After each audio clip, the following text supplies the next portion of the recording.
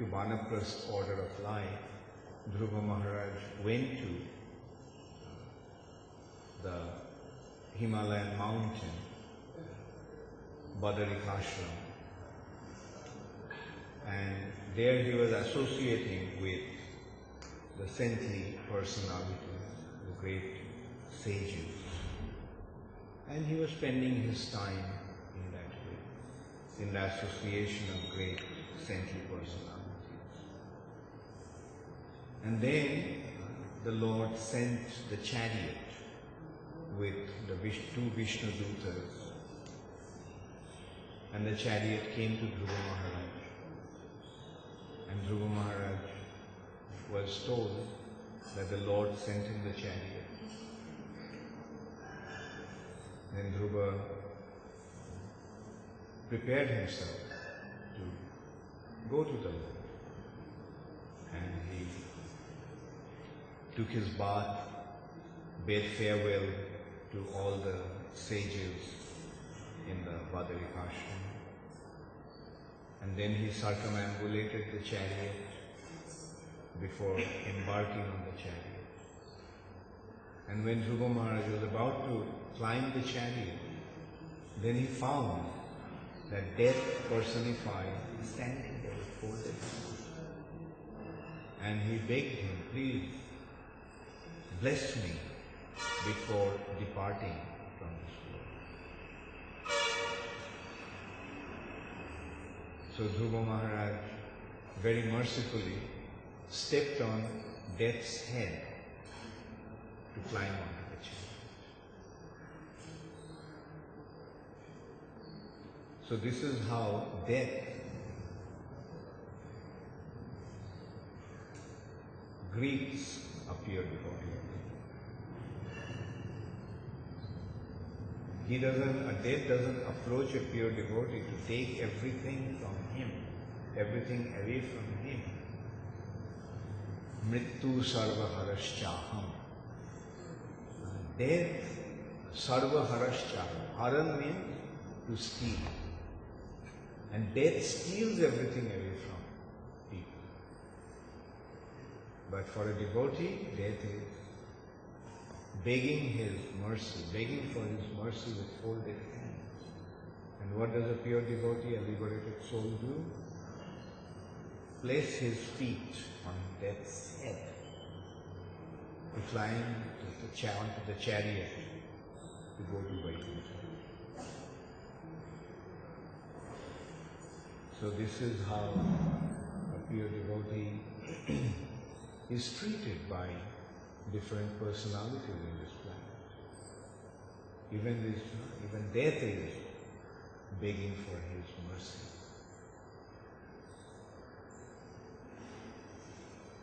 So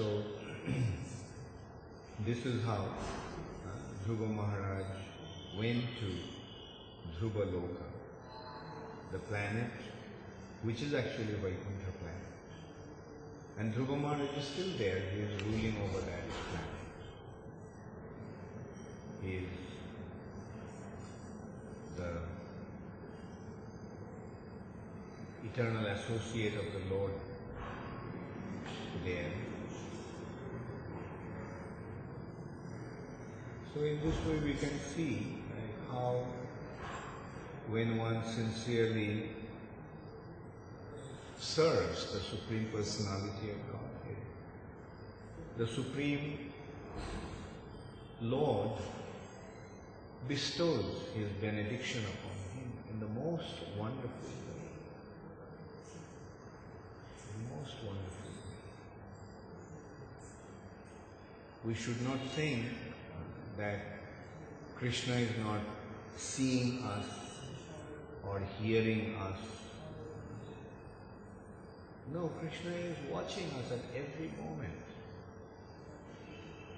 He is seeing us at every moment, how we are behaving, what is the state of our consciousness, what is going on at the depth of our hearts.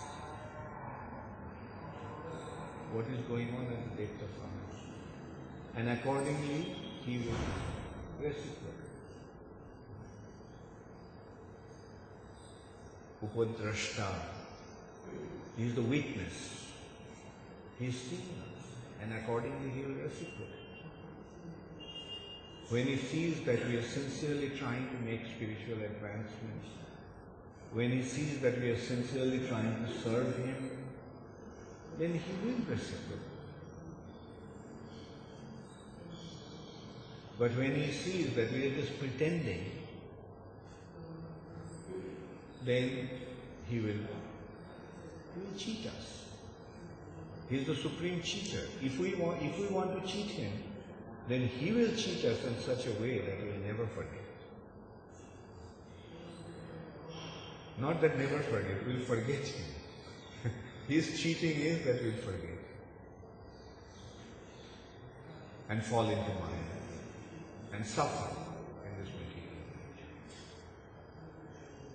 Therefore, when it comes to dealing with the Supreme Personality of Godhead, we have to be very, very open and honest. No more cheating, no more deception, no more falsity. It should be absolutely truthful and honest. And then Krishna will reciprocate in the most wonderful way. Now that we have accepted this path of devotional service, now that we have accepted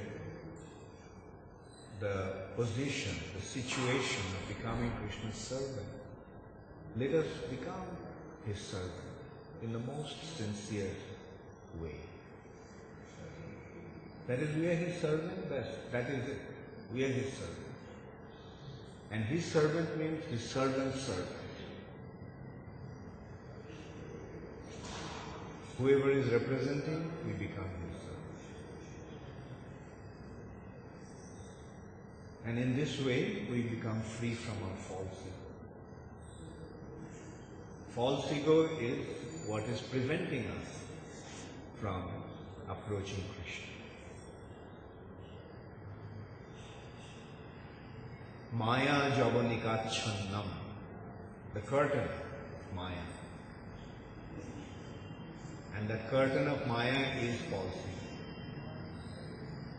It's because of false ego, we cannot see the Supreme Personality.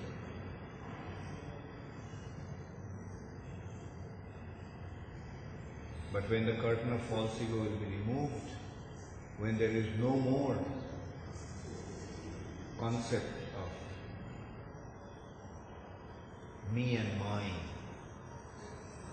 as an enjoyer, when there is no more tendency, no tendency left to try to exploit this material nature, no tendency to establish ourselves in a big position as an enjoyer of this material nature, then yes, Krishna will bestow His mercy. Whether we see Him face to face or not, that is irrelevant. Even though we may not see Him, but if we become sincere in our service to Him, then He will see us and He will take care of us. He will provide us with the most wonderful facilities, and He will make all the arrangements so that we can render our service to Him to our heart's content. So this is how wonderful Krishna is. And from Srimad Bhagavatam, through these anecdotes like Dhruva Maharaj, as it has been described here, we get to see how the Lord grants His benediction to the sincere souls.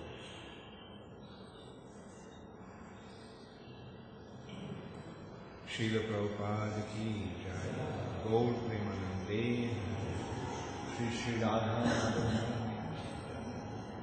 Shri Shri Krishna Balaram ki jai, Shri Shri Gaur Nitai. Does anybody have any question or comment? Yes.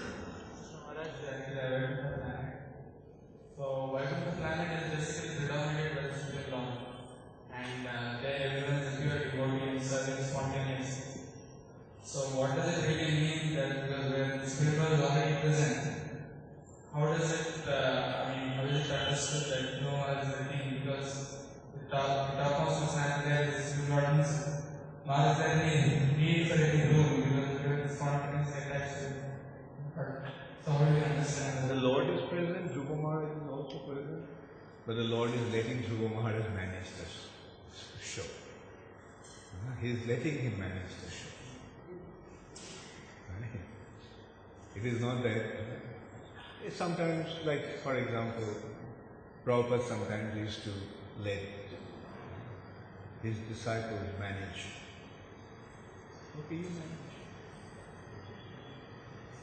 Right? So managing doesn't mean that he lost control over it.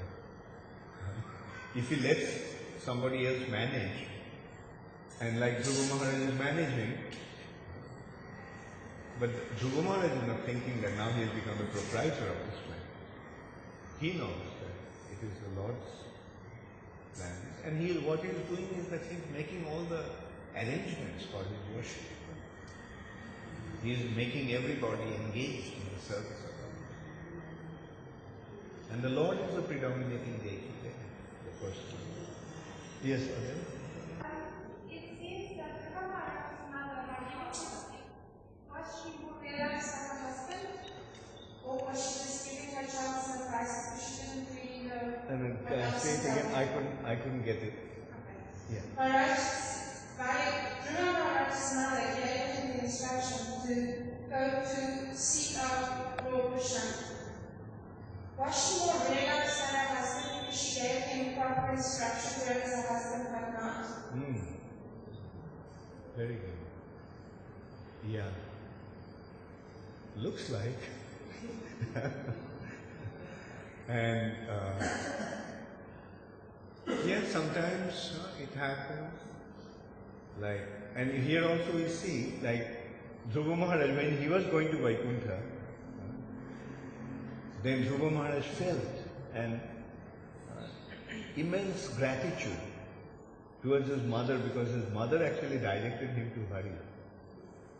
And he asked the Vishnu Dutas that, I don't want to go without my mother. What is happening to my mother? Let me just get her also to come to me, because she's the one who guided me on this path. And the Vishnu Dutas then said, look, there is another chariot ahead of you, and your mother is going in that chariot. So obviously, because of guiding Dhruva Maharaj in the right path, she also received the benefit. And yes, as you asked, yes, apparently is more advanced spiritually than her husband. And also another thing is that sometimes, due to suffering, we become more surrendered to the Lord. So because she was suffering, she had been deprived, of her position as a queen. She was living in a hut in a distant place. So it must have been very painful for her, but that pain actually cleansed her heart. That fire of pain burned all the impurities away. Thank you. Yes. You sometimes find himself in midst of services, particularly administrative, wherein he has to kind of, manage certain situations in which it becomes difficult for him to be, humble. So how is it that, a devotee in any kind of service, maintain this kind of attitude? Okay. Yeah. The false ego and the humble disposition is not the same thing. Not to have false ego doesn't mean necessarily being humble. Right? Or being humble doesn't necessarily mean being free from false ego. Right? The humble disposition, the false ego is our tendency to think that I am the enjoyer. I am the greatest. I am the supreme. So as long as one thinks that he is the supreme, how will he be able to see the supreme personality of God? Right? But somebody may be free from false ego, but he may not be that humble. Like for example, Arjuna, by fighting the battle of Kurukshetra, does he look very humble at that time? But does it mean that Arjuna was affected by his false ego? No. You see, that is the way to get rid of our false ego. If we become surrendered to Krishna and become engaged in his service, then there is no false ego. We have become situated in our real identity. And in that service, if we become arrogant, it is not a result of the false ego. Right? Because as a servant I am arrogant. Like Hanuman is going to Ravan and telling him, who the hell you are? Just one kick on your head and I'll send you to Patala, the abode of Jamaraj. Angad, the son of Bali, went to Ravan as a messenger of Ramchandra. Ravan was sitting on a throne high up and Angad was down below. He appeared as the messenger of Lord Ramchandra, but they saw him as a monkey and thinking that this character didn't give any recognition. But Angad felt that I am the representative of Ramchandra, so my position should be higher than Ravana. So he extended his tail and made a ring out of it and made a seat for himself, which was higher than Ravana's. Now, apparently, it seems that he is so proud of himself. But yes, this pride is in relation to the Supreme Personality of God. Therefore, it's not false ego, it's spiritual.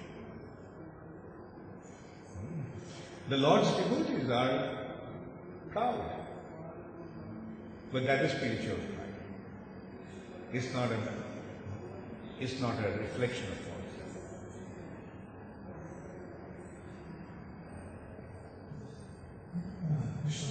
Another two questions. Firstly, we understand from Srimad Bhagavatam that there are 14 parallel systems in the universe.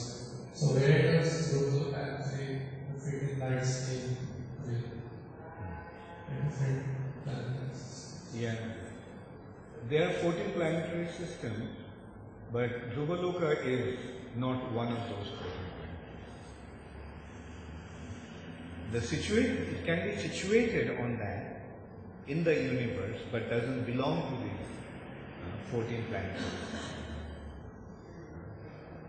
Like it's not in Maharloka, Janaloka, Tapaloka, Satyaloka. It is Dhruvaloka. Another one, which is beyond this 14 planetary system. Another question, you mentioned that spirit soul is not affected by external conditions. You mentioned the example of Guru Maharaj and the Kshatriya. So, as far as this quality of Brahman, Kshatriya, Vaishya, they are basically interaction of the spirit soul, maybe over lifetimes with the modes of nature. So, if it is spiritual, then it is the spirit soul. But if it is pertaining to the subtle body, then it is, like for example, a Kshatriya is a Kshatriya because his subtle body is like that of a Kshatriya. And he acts accordingly, even though a child. Because he is acting according to the nature of his subtle body. Similarly, also we get instances in Srimad Bhagavatam and scriptures. Like some Brahmanas, even in their childhood, they are so Brahmanic. For example, Jamunacharya, when he was 8 years old, he challenged the greatest scholar of the time in that kingdom and defeated him. Now, apparently he is only 8 years old. So we have to understand that his spirit soul was so advanced in his Brahminical qualities that he could, his wisdom was far superior to the greatest scholar.